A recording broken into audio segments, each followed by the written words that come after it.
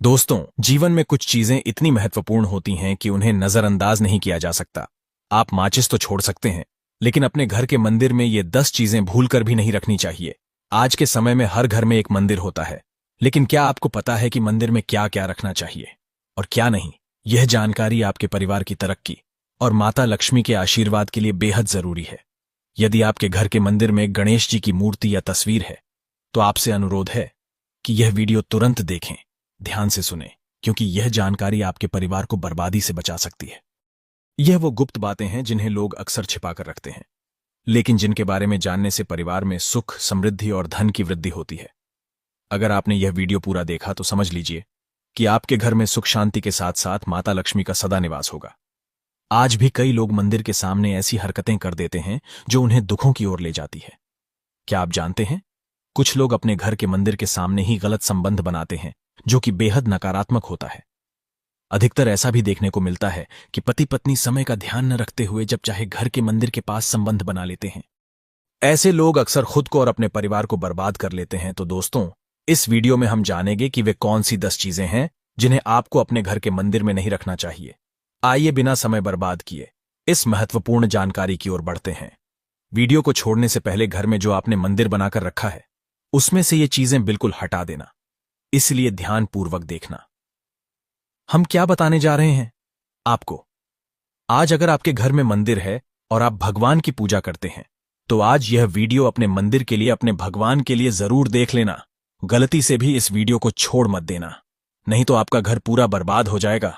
Video को हल्के में लेने की भूल बिल्कुल भी ना करें। घर में ऐसी गरीबी आएगी कि आपको खाने के दाने नसीब नहीं होंगे। आज नहीं तो कल, कल नहीं तो परसों, एक ना एक दिन ये वीडियो आपको जरूर देखनी पड़ेगी। तो हो सके तो बर्बाद होने से पहले ही इस वीडियो को देख लेना। घर परिवार बर्बाद होने से पहले ही बच जाएगा। आज भी भारत में ऐसे ऐसे कई लोग रह रहे हैं जिन्होंने अभी तक घर के मंदिर में से यह चीजें नहीं हटाई हैं, और कुछ ऐसे भी लोग हैं जो घर का मंदिर अपने बेडरूम में ही बना रखा है। ऐसे में कई पति पत्नी ऐसे हैं कि बेडरूम में ही, अपने घर का मंदिर रूम में ही एक साथ पति पत्नी सोते हैं। कहने का मतलब यह है कि जिस कमरे में पति पत्नी एक साथ रहते हैं, एक साथ सोते हैं, एक साथ खाते हैं और दोस्तों एक साथ रात में संबंध बनाते हैं। जरा सोचकर देखिए, आपके बेडरूम में भगवान जी का मंदिर है और आप भगवान जी के मंदिर के सामने ही संबंध बनाना शुरू कर देते हो। भगवान जी के मंदिर के सामने इस तरह की हरकत करना बहुत गलत है। हम हाथ जोड़कर आपसे बोल रहे हैं कि कभी भी अपने बेडरूम में हो सके तो मंदिर नहीं बनाएं। ऐसे नहीं बोल रहे हैं कि पति पत्नी को संबंध नहीं बनाना चाहिए, बल्कि हम आपसे यह बोल रहे हैं कि पति पत्नी को संबंध बनाना चाहिए, परंतु घर के मंदिर अलग होना चाहिए। भारत में शायद ही कोई ऐसा घर होगा जिसमें पूजा घर नहीं होगा, और पूजा घर वह स्थान होता है जहां से घर में सकारात्मक ऊर्जा का संचार होता है। इसलिए आपका पूजा घर वस्तु के हिसाब से ऐसा होना चाहिए जो आपके घर में सकारात्मक ऊर्जा का संचार बेहतर तरीके से कर पाए। अक्सर आप लोगों ने देखा होगा कि हम पूजा घर में मूर्तियां रखते हैं, परंतु पूजा घर में कुछ ऐसी भी चीजें रख देते हैं जिसकी वजह से घर तरक्की करने की बजाय नीचे डूब जाता है। अक्सर लोगों को गलतफहमी हो जाती है। कुछ लोग ऐसे होते हैं जो वास्तुशास्त्र को हल्के में लेते हैं और घर में रखी चीजों को जहां पर रखना चाहिए वहां पर नहीं रख पाते हैं। दोस्तों, आजकल के इस जमाने में जो भी महिलाएं शादी ब्याह रचाकर हमारे घर में नई बहू बनकर आ रही हैं, उन्हें ना तो वास्तुशास्त्र का ज्ञान है और ना ही मंदिर में क्या रखना चाहिए और क्या नहीं रखना चाहिए। मंदिर के सामने ऐसी हरकत बिल्कुल भी नहीं करनी है। इन सभी का आज के इस जमाने में नई महिलाएं जो हमारे घर आ रही हैं, उन्हें इन बातों का बिल्कुल भी ज्ञान नहीं है। इसीलिए आजकल की महिलाएं मंदिर के सामने कोई भी और कैसी भी हरकत कर देती हैं। जिस तरह से भगवान की पूजा करने का समय होता है, इस तरह से दोस्तों, पति और पत्नी का एक दूसरे के साथ संबंध बनाने का भी सही समय होता है। परंतु आधुनिक समय में कई महिलाएं और कई पुरुष संबंध बनाने का समय भी नहीं देखते हैं। जैसे कोई महिला किचन में खाना बना रही होती है तो पुरुष संबंध के लिए रसोई में ही चला जाता है, जबकि ऐसा करना उचित नहीं है और महिलाएं भी अपने पति को मना नहीं करती हैं। आधुनिक समय में पति पत्नी का किचन बेडरूम बन जाता है। यह पता ही नहीं लगता, और जब घर बर्बाद होने लगते हैं तब जाकर अक्ल ठिकाने आती है। अगर आपके घर में ऐसी महिला है तो आपको मार देगी, आपको घुट घुट कर मरना पड़ेगा। ऐसी महिला अगर आपके साथ है तो आजकल आधुनिक समय में ऐसा समय आ चुका है कि घर की महिलाएं जिस तरीके से अपने कपड़े बदलती हैं, ठीक उसी तरीके से अलग अलग मॉडल परंपरा में समय बिताने लगी हैं। आपको बताने का तो मन नहीं कर रहा, पर दोस्तों सच तो यही है कि आजकल महिलाएं बहुत बदल चुकी हैं। वीडियो शुरू करने से पहले आपसे निवेदन है कि कमेंट बॉक्स में जय सीताराम जरूर लिखें। जय श्री राम भक्त इस वीडियो को देख रहे हैं, उसके घर में सुख समृद्धि हो, उसके घर में कोई भी परेशानी ना आए और पूरा परिवार सुख शांति से अपना जीवन यापन करे। अगर तुम में से कोई रामचंद्रन जी को मानता है तो अगर सच में भक्त है तो आप इस वीडियो को लाइक करें, चैनल को सब्सक्राइब करें और नीचे कमेंट बॉक्स में एक बार जय सिया राम लिख दे। जो भी भक्त कमेंट बॉक्स में जय श्री राम लिखता है उसके मन में जो भी मनोकामना है वह पूरी कर दे। दोस्तों, पूजा घर में यह चीजें रखने का महत्व है। यह अशुभ धन का नाश होता है और मां ऐसे घर का त्याग कर देती है। इसी के साथ इस वीडियो में हम जानेंगे उन विशेष चीजों के बारे में जिनका पूजा घर में होना बेहद आवश्यक है। अगर आप घर में सुख, समृद्धि और धन की कामना करते हैं तो यह 3 चीजें पूजा घर में होना जरूरी है। स्वयं भगवान श्री कृष्ण ने बताया है कि प्रत्येक मनुष्य अपने घर में एक छोटा सा पूजा घर अथवा मंदिर जरूर बनाता है, जिसके अंदर वह अपने सभी प्रिय देवी देवता तथा उनसे जुड़ी महत्वपूर्ण चीजें श्रद्धा भाव के साथ रखता है। वह अपने मंदिरों में देवी देवताओं की तस्वीरें, पूजा पाठ का सामान आदि चीजें भी रखते हैं। परंतु हमारे शास्त्रों में मंदिर के अंदर कुछ चीजें रखना जितना फलदायक होता है, उतना ही कुछ चीजों का रखना अमंगल और अशुभ होता है। यह कुछ वस्तुएं ऐसी हैं जिनसे घर में नकारात्मकता बनी रहती है और लड़ाई, झगड़े, क्लेश और नुकसान होता है। आज हम जाएंगे ऐसी ही अशुभ चीजों के बारे में जिन्हें कई लोग जाने अनजाने में घर के मंदिर में रख देते हैं। अगर आपके पास भी ऐसी चीजें रखी हुई हैं तो उन्हें तुरंत वहां से हटाकर किसी दूसरे स्थान पर रख दें, परंतु पूजा घर में भूल से भी ना रखें।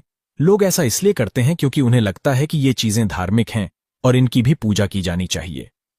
दोस्तों, तो भगवान श्री कृष्ण कहते हैं कि कलयुग में मनुष्य कुछ अशुद्ध चीजों को धार्मिक मानकर उनकी पूजा करेगा। पूजा जिसे शास्त्रों में वर्जित समझा गया है। भगवान श्री कृष्ण ने इसकी भविष्यवाणी पहले ही की थी कि कलयुग में मनुष्य धूप दान करेगा। दोस्तों, भारत की परंपरा मिट्टी से जुड़ी हुई है, इसलिए मंदिर में पारंपरिक मिट्टी का दीपक जरूर होना चाहिए। अगर आप मिट्टी का दीपक नहीं रख सकते हैं तो धातु के दीपक का उपयोग करें। अगर भगवान में आपकी आस्था ज्यादा हो तो आप उपला रखकर गुड़ और घी का धूप भी दे सकते हैं। ऐसा करने से घर में सुख शांति बनी रहती है। दूसरी चीज है, स्वस्तिक घर के मंदिर में यह जरूर होना चाहिए। आप इसे रोली से बना ले, क्योंकि स्वस्तिक आपके घर की शक्ति, सौभाग्य, समृद्धि और शुभता का प्रतीक समझा जाता है। यही मुख्य कारण है कि कोई भी शुभ कार्य करने से पहले स्वास्तिक का चिन्ह जरूर बनाया जाता है। तीसरी चीज है कलश। भगवान श्री कृष्ण कहते हैं कि कलश सुख और समृद्धि का प्रतीक है। अपने मंदिर में रोली कुमकुम से स्वास्तिक बनाकर उस पर मंगल कलश जरूर रखें। ऐसा करने से घर में सदैव समृद्धि बनी रहती है और ऐश्वर्य की प्राप्ति होती है। चौथी चीज है शंख। बहुत कम लोग जानते हैं कि शंख की उत्पत्ति समुद्र मंथन के 14 रत्नों के साथ हुई थी। इसी कारण से शंख महालक्ष्मी को अत्यंत प्रिय है। शंख की ध्वनि से सकारात्मक ऊर्जा का भी संचार होता है, इसलिए मंदिर में शंख जरूर होना चाहिए। शंख के घर में उपस्थिति से महालक्ष्मी भी प्रसन्न होती है और उस घर में कभी भी धन की कमी महसूस नहीं होती। 5वीं चीज है घंटी। मंदिर में घंटी जरूर देखी होगी, क्योंकि घंटी को शुभ समझा जाता है। इसलिए जब घर के मंदिर में घंटी की आवाज होती है, वहां का वातावरण शुद्ध और पवित्र बनता है। जिस घर में पूजा के दौरान घंटी बजाई जाती है, उस घर के आसपास की सभी नकारात्मक शक्तियां दूर हो जाती हैं और साथ ही सुख समृद्धि के द्वार खुलने लगते हैं। तो यह है वे वस्तुएं जिन्हें घर के मंदिर में जरूर रखना चाहिए। आइए अब जान लेते हैं कि घर के मंदिर में कौन सी चीजें कभी नहीं रखनी चाहिए। सबसे पहली बात, गणेश जी की विषम संख्या में मूर्ति। घर में कभी भी गणेश जी की मूर्ति 3 अथवा 5 ऐसी विषम संख्या में ना रखें। अपने मंदिर में गणेश जी की केवल 2 मूर्तियां रखें, इसे शुभ समझा जाता है। अगर आप अपने मंगल की कामना करते हैं तो गणेश जी की मूर्ति मुख्य द्वार पर अंदर की तरफ मुख करके लगा लें। कई लोग यह गलती करते हैं कि मुख्य द्वार पर गणेश जी की मूर्ति बाहर की ओर मुंह करके लगा देते हैं, जिससे उन्हें काफी परेशानियों का सामना करना पड़ता है। आप चाहें तो मुख द्वार के दोनों ओर गणेश जी की मूर्ति लगा दें या फिर मुख्य द्वार के अंदर की ओर लगाएं, परंतु खाली बाहर की ओर कभी भी नहीं लगानी चाहिए। दूसरी चीज, टूटे हुए चावल। अपने मंदिर में कभी भी टूटे हुए चावल ना रखें। इसके साथ ही पुराने चढ़ाए हुए चावल अधिक समय तक ना रखें, यह नकारात्मक ऊर्जा फैलाते हैं।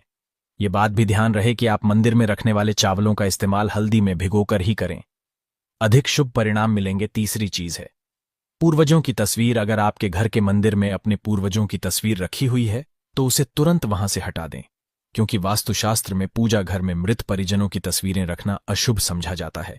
इससे अशुभ परिणाम प्राप्त होते हैं। मृतक परिजन पूजनीय और सम्माननीय होते हैं, किंतु उनका स्थान देवताओं के बराबर नहीं है। मृत परिजनों की तस्वीर पूजा घर के वातावरण को भी नकारात्मक बना देती है, जिसका अशुभ परिणाम हमें भुगतना पड़ता है। कई लोग साधु संतों की मूर्तियां अथवा साधु संतों की तस्वीरें भी पूजा घर में रख देते हैं, परंतु ऐसा करना अशुभ समझा जाता है। अगर आप किसी साधु संत को मानते हैं तो उनकी तस्वीर दीवार पर लगा सकते हैं, परंतु पूजा घर में भूल से भी न रखें। भैरव जी और शनिदेव की मूर्तियां, घर के मंदिर में भैरव जी, शनिदेव अथवा काली माता की मूर्तियां नहीं रखनी चाहिए। इसी के साथ माता लक्ष्मी की खड़ी हुई मूर्ति की भी पूजा नहीं करनी चाहिए। माता लक्ष्मी सदैव ही बैठी हुई मुद्रा में होनी चाहिए। इस तरह से हमें पूजा घर में इन मूर्तियों को नहीं रखना चाहिए। आइए अब जानते हैं उन विशेष वस्तुओं के बारे में जो आपके पूजा घर में जरूर होनी चाहिए। इन चीजों की पूजा घर में होने से घर में धन की वर्षा होती है। मां लक्ष्मी स्थायी रूप से घर में वास करती है तो पहली चीज है गंगाजल। हमारे शास्त्रों में जल को अत्यंत पवित्र समझा गया है, इसलिए पूजा घर में गंगाजल का होना अत्यंत आवश्यक है। गंगा नदी सभी पापों को नष्ट करने वाली तथा सभी व्याधियों का नाश करने वाली है। इसलिए अगर आपके पूजा घर में एक तांबे के छोटे से पात्र में गंगा जल भरकर रखते हैं तो इससे आपके पूजा घर की शुद्धता बनी रहेगी और आपको आपकी पूजा का संपूर्ण फल प्राप्त होगा। दूसरी चीज है कलश। शास्त्रों में कलश को पूर्णता का प्रतीक समझा गया है। चाहे वह सत्यनारायण की पूजा हो, दीपावली हो, नवरात्र का पर्व हो या फिर किसी भी तरह का उत्सव हो तथा मांगलिक कार्य हो, कलश की स्थापना किए बिना सब कुछ अधूरा समझा जाता है। पूजा में कलश का उपयोग देवताओं का आह्वान करने के लिए किया जाता है।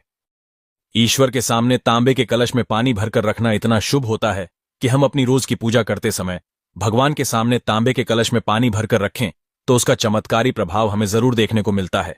इसीलिए मुख्य रूप से तांबे के कलश का उपयोग करें। पूजा में अगर किसी सामग्री की कमी रह जाए तो परेशान ना हो या पूजा बीच में ना छोड़े। ऐसे में भगवान को चावल और फूल चढ़ाएं और मन में ही उस चीज का ध्यान करें। प्लास्टिक की बोतल में या किसी भी अपवित्र धातु के बर्तन में जल कभी भी नहीं रखना चाहिए। अपवित्र धातु जैसे एल्यूमिनियम और लोहे से बने बर्तन में गंगाजल नहीं रखना चाहिए। तांबे के बर्तन में रखना शुभ रहता है। केतकी का फूल शिवलिंग पर अर्पित नहीं करना चाहिए। किसी भी पूजा में मनोकामना की सफलता के लिए दक्षिणा जरूर चढ़ानी चाहिए। मां लक्ष्मी को विशेष रूप से कमल का फूल अर्पित किया जाना चाहिए और अगर आप यह शुक्रवार के दिन करते हैं तो कई गुना लाभ मिलता है।